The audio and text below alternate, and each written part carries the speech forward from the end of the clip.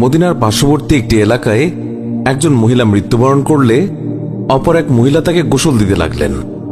যে মহিলা গোসল দিচ্ছিল তার হাত যখন মৃত মহিলার উরুতে পৌঁছালো, তখন সে আশেপাশে বসা 2-4 জন মহিলাকে বলে উঠল, হে আমার বোনেরা, তোমরা কি জানো এই যে আজ মহিলা আজ মৃত্যুবরণ করেছে, তার তো অমুক পুরুষের সাথে অবৈধ সম্পর্ক ছিল। গোসল প্রদানকারী মহিলা যখনই এই কথা বলল, অমনি সাথে সাথে অলৌকিকভাবে তার হাত মৃত মহিলার উরুর সাথে আটকে গেল। পাশের মহিলারা ওই মহিলার হাত ছুটানোর জন্য অনেক টানাটানি করল, কিন্তু কিছুতেই ছুটাতে পারল না। বেশ জোরাজুরি করাতে হাতের সাথে উরুও চলে আসতে লাগলো। এইভাবে অনেক সময় অতিবাহিত হতে লাগলো। মৃত মহিলার আত্মীয় স্বজনেরা বলতে লাগলো, বিবি, এই যে দ্রুত গোসল শেষ করুন, সন্ধ্যা হয়ে আসছে, জানাজা শেষে আমাদেরকে দাফন করতে হবে। মহিলাটি বলল, আমি তো তোমাদের মৃত মহিলাকে ছাড়তে চাই, কিন্তু সে আমাকে ছাড়তে চায় না। এইভাবে রাত হয়ে গেল আর তার হাতও উরুর সাথে আটকেই রইল। ভোর হলো, কিন্তু ওইভাবেই রইল। তখন সমস্যার জটিলতা দেখে মহিলার পরিবারের সদস্যগণ ওলামায়ে কেরামের কাছে গেলেন এবং একজন আলেমকে বললেন, মৌলভী সাহেব, একজন মহিলা অন্যজনকে গোসল দিচ্ছিলেন, তখন তার হাত মৃত মহিলার উরুর সাথে আটকে গেছে, এখন কি করা যায়? তিনি ফতোয়া দিলেন, ছুরি দিয়ে জ্যান্ত মহিলার হাত কেটে দাও।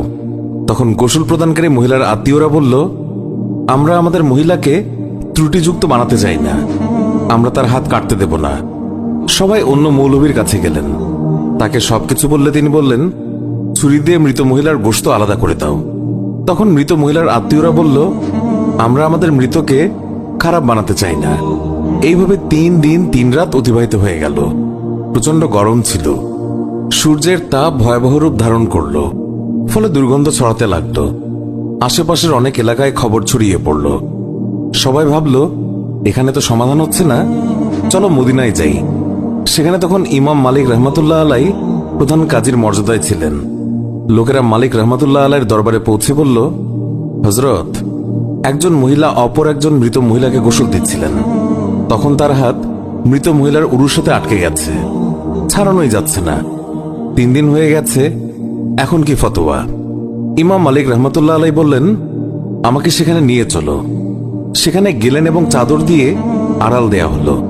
তারপর পর্দার ওপাশ থেকে দাঁড়িয়ে গোসল প্রদানকারী মহিলাকে তিনি বললেন, বিবি, যখন তোমার হাত আটকে যায় তখন তুমি কিছু বলনি তো? মহিলা বলল, আমি শুধু এইটুকুই বলেছি, এই যে মহিলা মৃত্যুবরণ করেছে তার তো অমুক পুরুষের সাথে অবৈধ সম্পর্ক ছিল। ইমাম মালিক রহমতুল্লাহ আলাই বললেন, বিবি, তুমি যে এই অপবাদ দিয়েছ এর সপক্ষে নিজ চোখে দেখেছে এমন 4 জন সাক্ষী তোমার আছে কি? মহিলা বলল, না। তখন ইমাম মালিক বললেন, ওই মহিলা তোমার সামনে স্বীয় পাপের স্বীকারোক্তি দিয়েছে কি? মহিলা বলল, না। তখন বললেন, তবে তুমি কিসের ভিত্তিতে অপবাদ দিলে? মহিলা বলল, আমি তো এই জন্য বলে দিয়েছি যে মৃত মহিলা কলস উঠিয়ে অমুকের দরজার সামনে দিয়ে যাচ্ছিল। এই কথা শুনেই ইমাম মালিক রহমতুল্লাহ আলাই সেখানে দাঁড়িয়ে পুরো কোরআন শরীফের প্রতি দৃষ্টি দিলেন এবং বললেন, কোরআন শরীফের মধ্যে এসেছে, যারা সতী সাধ্যের প্রতি অপবাদ আরোপ করে অতঃপর সপক্ষে 4 জন পুরুষ সাক্ষী উপস্থিত করে না, তাদেরকে 80টি বেত্রাঘাত করো। সূরা নূর আয়াত 4। যেহেতু তুমি কোনো প্রমাণ ছাড়া একজন মৃত মহিলার উপর অপবাদ আরোপ করেছ, আমি প্রধান কাজী হিসেবে নির্দেশ দিচ্ছি, জল্লাদ, তাকে বেত্রাঘাত করতে শুরু করো। জল্লাদ তাকে প্রহার করতে শুরু করলো। তাকে বেত্রাঘাত করা হচ্ছিল। 70টি বেত্রাঘাত মারা হলেও হাত পূর্বের মতো আটকেই রইল। 75টি বেত্রাঘাতের পরেও পূর্বের মতোই রইল। 79টি বেত্রাঘাতের পরও হাত উরুর সাথে আটকেই রইল।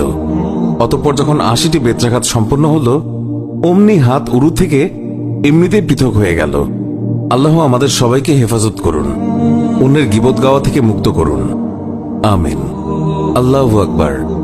আল্লাহ পাক আমাদের সবাইকে হেদায়েত দান করুন।